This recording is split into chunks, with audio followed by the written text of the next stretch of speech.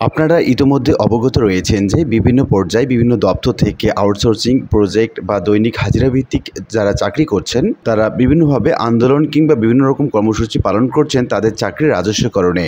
বিষয়টি ইতিবাচকভাবেই নিচ্ছেন বিভিন্ন দপ্তর এবং পরিদপ্তর সহ সচিবালয়ে। এর পরিপ্রেক্ষিতে বিভিন্ন রকম দপ্তরসমূহ তাদের আবেদনের পরিপ্রেক্ষিতে অগ্রহণপত্র অর্থাৎ তাদের আবেদন প্রেরণ করা হচ্ছে রাজস্বকরণের নিমিত্তে সচিব বরাবর।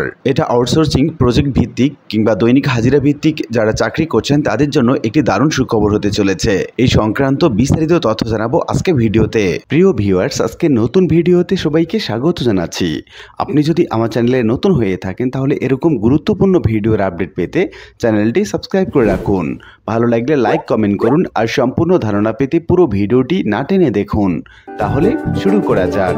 আমরা প্রথমেই দেখে নিচ্ছি স্বাস্থ্য এবং পরিবার কল্যাণ মন্ত্রণালয় স্বাস্থ্যসেবা বিভাগ প্রকল্প বাস্তবায়ন ১ অধিশাখা থেকে একটি চিঠির বিষয় ছিল স্বাস্থ্যসেবা বিভাগের অধীন কমিউনিটি ক্লিনিক স্বাস্থ্য সহায়তা ট্রাস্টের সাংগঠনিক কাঠামোর ন্যস্তকরণের জন্য রাজস্ব খাতে ১৩,৯৪৯টি পদ সৃজন প্রসঙ্গে। পত্রে বলা হচ্ছে, উপযুক্ত বিষয়ের পরিপ্রেক্ষিতে জানানো যাচ্ছে যে স্বাস্থ্যসেবা বিভাগের অধীন কমিউনিটি ক্লিনিক স্বাস্থ্য সহায়তা ট্রাস্টের সাংগঠনিক কাঠামোতে ন্যস্তকরণের জন্য অস্থায়ীভাবে রাজস্ব খাতে কর্মরত জনবল সহ ৮টি ক্যাটাগরিতে ১৩,৯৪৯টি পদ সৃজনের প্রস্তাব সুপারিশ গ্রহণের নিমিত্ত প্রশাসনিক উন্নয়ন সংক্রান্ত সচিব কমিটি সভায় উপস্থাপনের জন্য ৩১টি সেট সারসংক্ষেপ পরিশিষ্ট সহ এতৎসঙ্গে নির্দেশক্রমে প্রেরণ করা হলো। প্রস্তাবের সাথে নিম্নোক্ত তথ্যাবলী সংযুক্ত করা হলো এবং আপনারা যারা স্ক্রিনে দেখতে পাচ্ছেন বিভিন্ন রকম কাগজপত্র সংযুক্ত করা হয়েছে। আপনারা যারা আউটসোর্সিং কিংবা প্রজেক্টে চাকরি করেন তারা এই ধরনের বিভিন্ন রকম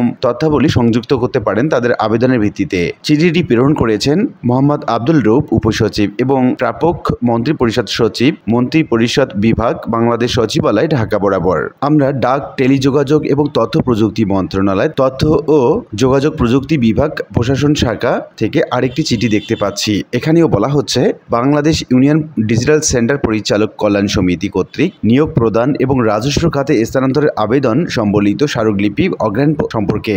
পত্রে বলা হচ্ছে, উপযুক্ত বিষয় এবং সূত্রোক্ত স্মারকের পরিপ্রেক্ষিতে সদয় অবগতির জন্য জানানো যাচ্ছে যে বাংলাদেশ ইউনিয়ন ডিজিটাল সেন্টার পরিচালক কল্যাণ সমিতির সভাপতি এবং সাধারণ সম্পাদক স্বাক্ষরিত একটি স্মারকলিপি মাননীয় উপদেষ্টা ডাক ও টেলিযোগাযোগ এবং তথ্য প্রযুক্তি মন্ত্রণালয় এবং তথ্য ও সম্প্রচার মন্ত্রণালয় বরাবর দাখিল করা হয়েছে। স্মারকলিপি দৃষ্টি দেখা যায় তারা ২ দফা দাবি পেশ করেছেন। দাবি ১, বাংলাদেশের ৪,৫৭৮টি ইউনিয়ন পরিষদের ইউনিয়ন ডিজিটাল সেন্টার পরিচালিত জবরদস্তিমূলক শ্রমের মাধ্যমে যাহা নিষিদ্ধ শ্রম নামে পরিচিত ইউনিয়ন ডিজিটাল সেন্টার কর্মরত ইউডিসি পরিচালকদের চুক্তিপত্র বাতিল করত সরাসরি নিয়োগ প্রদান এবং রাজস্ব খাতে স্থানান্তর প্রয়োজনীয় ব্যবস্থা করতে হবে।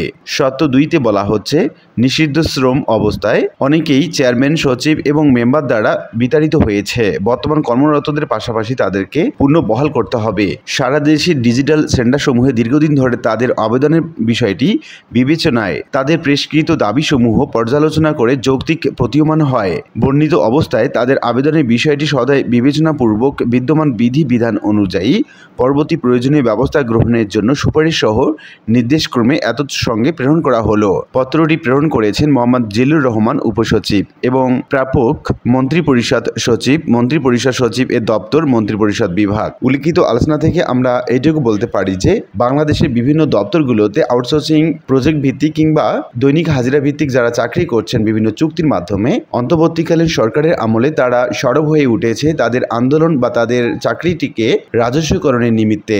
তাদের কষ্টের বিষয়গুলো যদি অন্তর্বর্তীকালীন সরকার বিবেচনা করে তাহলে তাদের চাকরি রাজস্বকরণ কিংবা পদ সৃজন হতে পারে অতি সত্বর। আশা করি বিষয়টি বুঝতে পেরেছেন। আর আজকের ভিডিওটি এ পর্যন্তই। আশা করি ভিডিওটি আপনাদের ভালো লেগেছে। ভিডিওটি ভালো লাগলে লাইক কমেন্ট করতে ভুলবেন না। দেখা হবে অন্য কোনো ভিডিওতে। সে পর্যন্ত সবাই ভালো থাকবেন। ধন্যবাদ।